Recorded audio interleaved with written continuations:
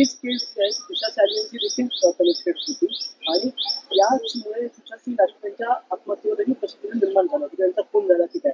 आणि नारायण राणे यांनी देखील म्हटलेलं की त्यांचा खून झाला की नाही चेक करा खून नाही त्यांच्या नोकराला विचार करून खून झाला होता की नाही. काय वाटतं उद्धव ठाकरेचे देखील दोन त्यांना केले होते नारायण कोणतीच पकडण्याचा प्रयत्न केला गेला होता या केसमुळे. आता त्याच्यामध्ये निष्पन्न झालं की ते आत्महत्या होती. बघा या दोन्ही आत्महत्याच आहेत हे वारंवार सिद्ध झालंय स्पष्ट झालंय. पण राजकीय बदनामीचा कट आपल्या विरोधकांचा करण्यासाठी विशेषतः ठाकरे कुटुंबियांचा या दोन्ही आत्महत्यांना कधी हत्या आहे कधी अमुक आहे कधी तमुक आहे अशा पद्धतीचा रंग देण्यात आला.